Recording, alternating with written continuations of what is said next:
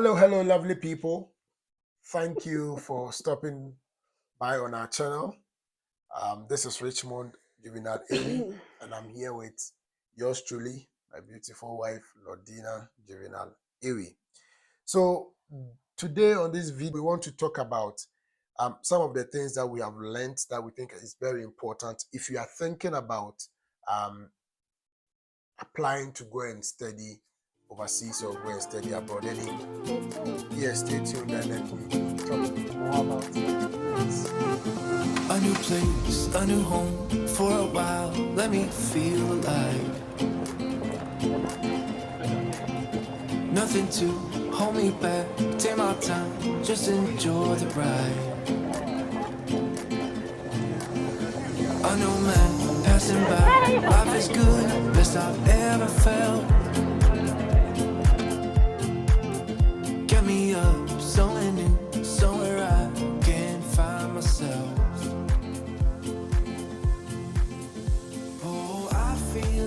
So welcome back. Asking your lecturers to write references for you In terms of references. I mean, the university for universities like Legon and Ken University, where we have large class sizes. Sometimes the professors don't know everybody. I mean, they'll mark all the scripts and everything, but if they don't have that personal relationship with you, they don't know you in person. Sometimes it becomes a bit difficult. It becomes a bit challenging for them to write a reference for you. So one of the things I've taught. Well, that is to write a personalized reference. Yes, a personalized which reference makes it more believable. Otherwise, you're going to get a standard reference. Yes, and in universities now know these things. I mean, over time, and even these days, algorithms have made it even easier to sort of know that this is just a recycled reference, right? So for you to get a personalized reference, somebody writing, taking time, and that can help in admission. Because really the admission team pays attention to all these to this. How well does the reference speak about you and your academic potentials and all that? So I mean, what I'm trying to say is that if you haven't already finished school, I mean, some people, for them, they've already gone through it, they already have their degrees, so they may not probably get the advantage of what we are talking about. But assuming you are in your final year, or I mean, try and make sure that you are visible. And by this, it doesn't just mean, I mean, just appear. You can discuss this with your professors, right? You can let them know that, look, I have the plan to go and pursue further studies abroad, and I'll be coming for references. I'll be asking you to write a reference for me. So I'm letting you know. It's important to let the professor know that, oh, this student talked to me some time ago about this, and they are aware. So that's what I mean, being visible, letting your professors know your intention, so that they can also, I mean, accommodate that in their very busy schedule.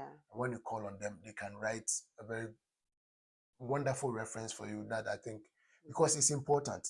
The reference is very important. So that's one of the things I learned. I don't know what you want to add. I want to emphasize on the timing. So it's absolutely important that you give yourself the time.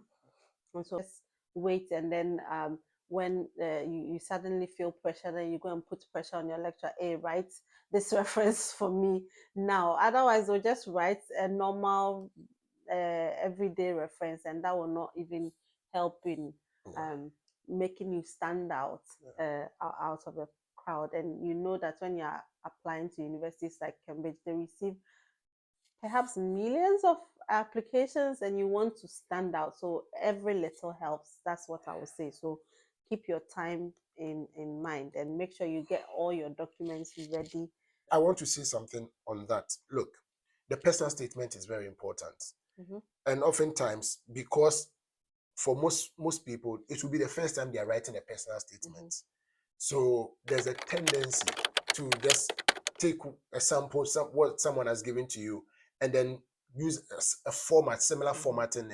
But then I think it's important. What I've learned is that, look, especially drawing on the experience I've had also sitting on admission panels here in Cambridge to look at undergraduate admissions, I realized that everybody has got a story, and everybody's story is different. and we need to see that difference in your personal statement. That thing that makes you unique. What makes you stand out? It Mhm. needs to be clearly articulated in your personal statement. Yeah, so And we'll definitely upload yes, videos yes, that will exactly. go into. And just to we mentioned this, Mhm. the personal statement goes beyond your academic credentials. Mhm.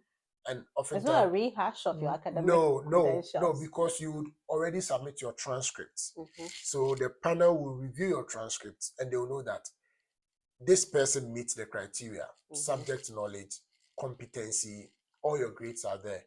So the personal statement should go beyond your academic potential or your academic credential or your past achievement. Mhm. It's essential about you telling them why your personality, what makes you you. It's just more than your intellect. Mhm. So what else? If you take your intellect aside, if you take all your academic achievement aside, what else? What makes you you? I mean, what defines you? Yeah. What encourages you? Because when you get onto the program, and All these things that you said in your personal statement that defines you, they use it to judge whether you'll be able to excel on exactly, the program. exactly. And that's critical. Yes. That's where the personal Yeah. statement comes in. Then get your personal statement in as quickly as possible. Pay attention to the deadline. If they say you need 2 references, make sure you discuss with your referees Mhm. that look, I want to apply. I'll need a reference by this time. You give them ample time. And also, they have to be using their institutional emails. Yes, at least for Cambridge, and I know for Oxford and other Russell Gode universities, you need an institutional email address as opposed to yeah. And I think if I want A random email address, how would they know that you've not just created that email address? Yes. So I mean, it just adds that level of credibility and seriousness. Absolutely. Yeah. Absolutely, that's important. Yeah. It is not something you just do as and when you feel like. I mean, if this is something that really matters to you, if you really want to travel abroad and go and study it, and you think this is going to define your career, your experiences. For me, it was life-changing. I met my beautiful wife. So, I mean, I saw the value in this. So, you need to commit time. You need to commit time. I mean, and resources. and too. resources. And I mean, I can't overemphasize that. You need to be committed, essentially. Yeah. Yeah, and put in the work. I mean, for me to be able to apply to 55 schools, you can imagine I spent. Don't do that. That's crazy. Yeah. If you have the opportunity, please do it. That means do it. That shows that you're committed. Okay. Do it. Putting in 55. So know your circumstance. Exactly. Yeah. So pay attention to your circumstance. But then if you have got the resources, I mean the resources, in my case, I didn't have to buy internet, right? We think that these things are critical in terms of, I mean, planning ahead of time, paying attention to when the deadlines are for applications themselves, when they open and when they close. So there can be there's admission. There's a different deadline for admissions, and there's a different deadline for scholarships as well. So you have to bear all that in mind. Yes. Yeah. So paying attention to that is also crucial. You can also reach out to us on our social media if you have any questions, and we'll help you surely. And if we don't have the answers, we'll point you in the right direction. We always say that. Do. Yeah.